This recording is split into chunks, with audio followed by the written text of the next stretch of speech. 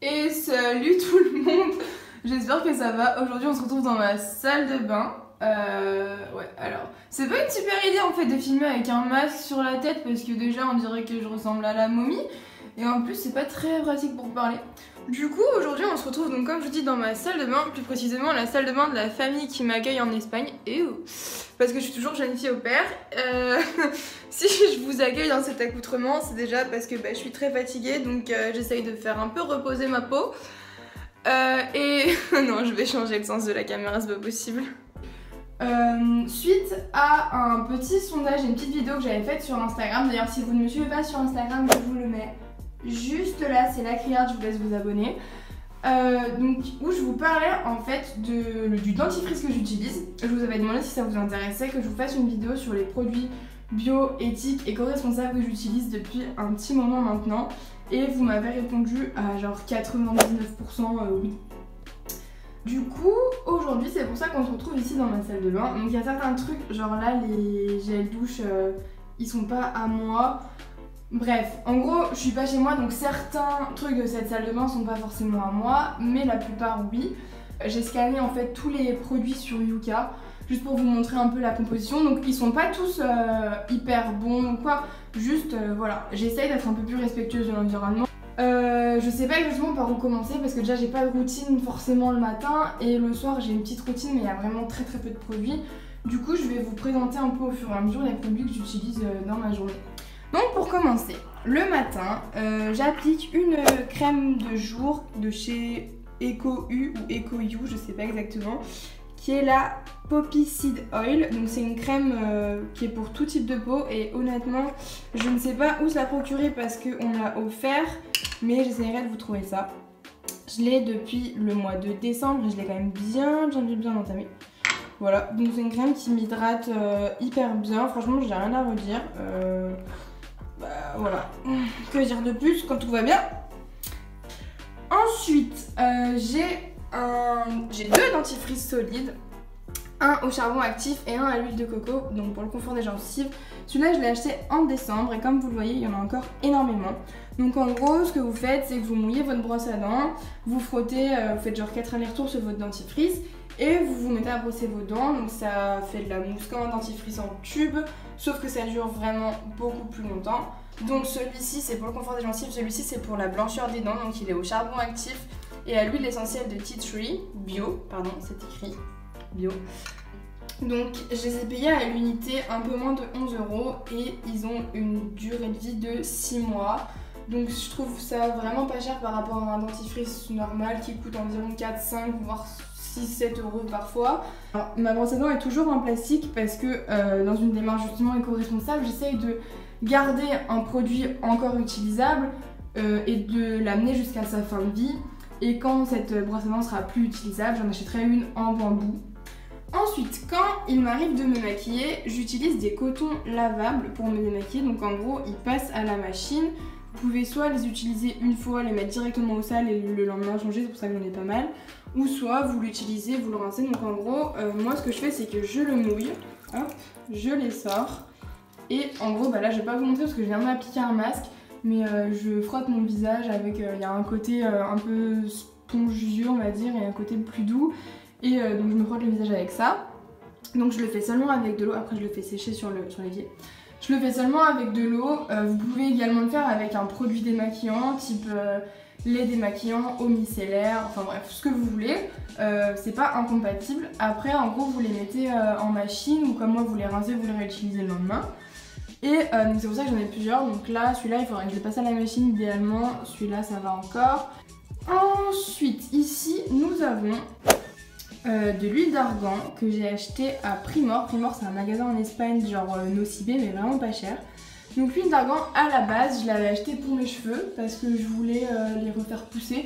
Alors oui je sais j'ai des cheveux longs mais je voudrais les cheveux encore plus longs. Et oui je sais si je continue de me le décolorer ils vont pas pousser. C'est pas la peine de me le dire, je sais comment ça fonctionne, je sais. Bref donc j'ai acheté cette huile d'argan à la base pour mes cheveux. Mais un jour où j'avais la peau extrêmement sèche parce que l'eau ici est très calcaire et du coup ça m'assèche énormément la peau, je m'en suis mis sur le visage et je me suis dit allons-y, testons une routine, c'est à dire que du coup depuis 3 semaines tous les soirs j'en mets sur ma peau. Et alors je sais pas vraiment si ça va se voir ici parce que j'ai un peu la peau dégueulasse étant donné que j'ai passé 13 heures dans le bus, enfin bref, j'ai accumulé beaucoup de fatigue, mais en gros, donc 3-4 semaines que j'utilise l'huile d'argan tous les soirs sur ma peau et ça m'a énormément réduit les cicatrices d'acné. Alors déjà à la base j'ai pas énormément d'acné, franchement je suis pas à plaindre. J'ai très peu de boutons juste quand j'ai mes règles, voilà, j'en ai qui apparaissent autour de la bouche là, voilà, j'en ai quelques-uns, mais franchement c'est pas énorme, c'est rien, je sais que c'est vraiment pas grand chose. Mais justement en plus de ça, j'ai réussi à faire disparaître toutes les cicatrices que j'avais, genre sur les joues, sur le front, le menton et tout. Et en plus de ça, ça m'hydrate énormément la peau, donc c'est très bon pour la peau. Je m'en sers aussi de temps en temps pour mes ongles, je m'en sers du coup un peu pour mes cheveux. Du coup, voilà. Je vais pas vous montrer tout ce qui est maquillage, tout ça, parce que j'ai pas de produits bio, etc. J'ai encore que des produits issus du commerce normal, je sais pas comment appeler ça, bref. Du coup, on va passer à la partie douche. Donc comme vous pouvez voir, à part ces 2 gels douche qui sont pas à moi, tout le reste, c'est-à-dire presque rien, est à moi. En fait, depuis 1 an et demi maintenant, je me suis assise sur le bidet. Depuis 1 an et demi, j'ai arrêté presque totalement d'utiliser des gels douche pour le corps. Pourquoi ? Vous allez me dire, ah, elle se lave plus. Oui, c'est vrai, je ne me lave plus. Alors non, en soi, je me lave toujours, je prends des douches tous les jours, mais je prends des douches à l'eau, exclusivement à l'eau.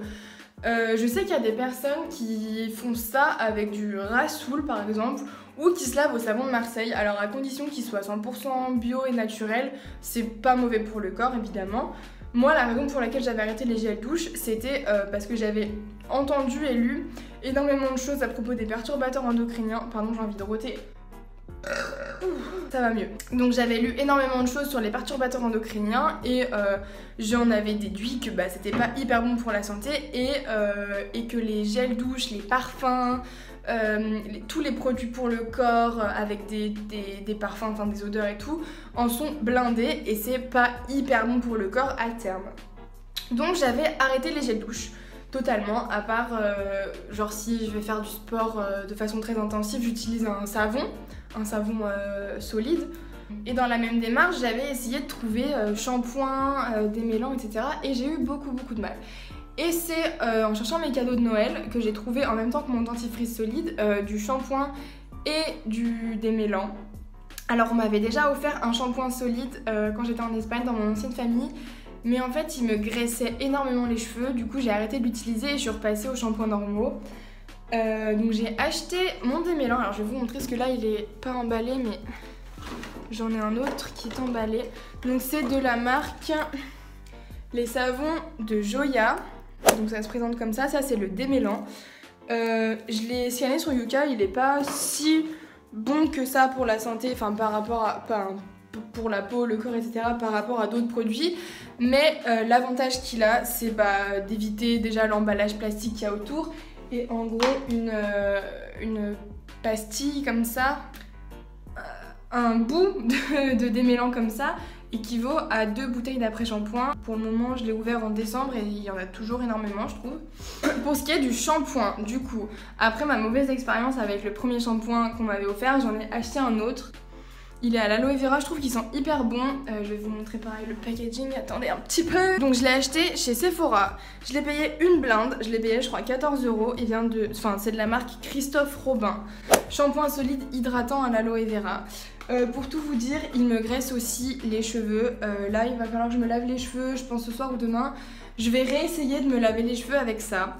Si je vois que ça me les graisse encore, je vais prendre le shampoing normal et je vais chercher un shampoing liquide bio parce que je me rends compte qu'en fait le shampoing solide me convient pas ou alors j'en ai pas trouvé un qui me convient pour le moment. Je pense que pour des personnes qui ont les cheveux adaptés à ça, ça peut être très bien.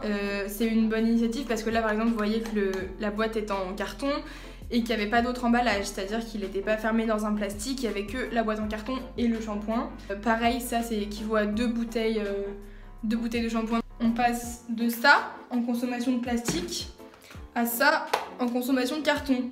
Donc c'est pas négligeable. Du coup, je disais, depuis que j'utilise l'après-shampoing solide, mes cheveux sont en meilleure santé. que quand j'utilisais des après-shampoings du commerce. Ma peau aussi va mieux depuis quelques temps que j'utilise que des produits bio ou des produits mieux, produits plus éthiques. Mon portefeuille va mieux aussi, il y a beaucoup moins de produits dans mes routines, etc. et ma peau s'en porte très bien. Le fait de ne pas utiliser de gel douche, alors c'est quelque chose qui perturbe souvent les gens qui m'entourent. J'ai attendu très longtemps d'en parler à mes parents, de leur dire je n'utilise plus de gel douche. Et je vous avoue que ça choque beaucoup. Et au final, quand je demande autour de moi, genre est-ce que je pue? Parce que les gens me disent ah mais tu mets pas de gel douche, c'est bizarre et tout.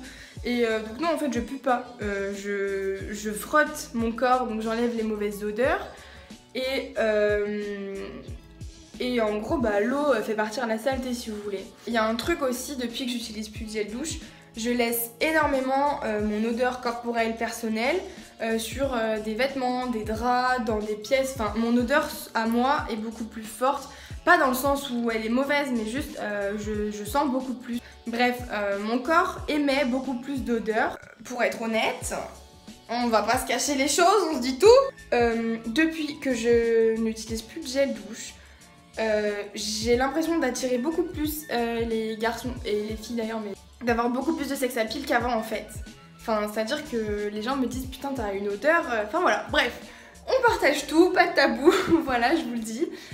J'ai même des copines qui ont essayé le sans gel douche, à part pour les aisselles et les parties intimes, bref. Chacun fait son truc à sa sauce, chacun va à son rythme, tant qu'on fait chacun des petits efforts de son côté, c'est l'essentiel je trouve, voilà.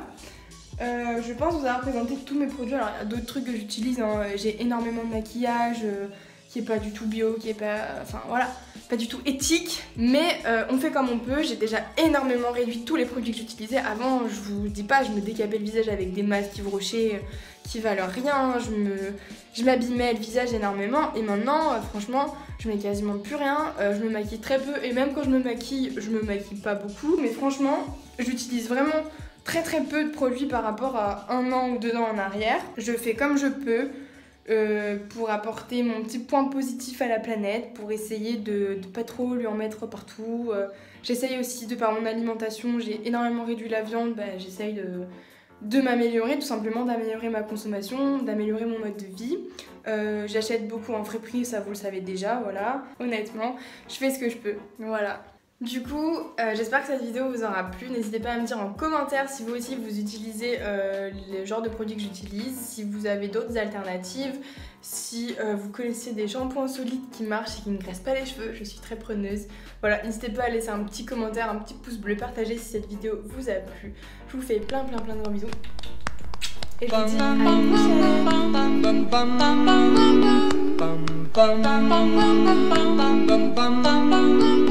Mr. Sandman, bring me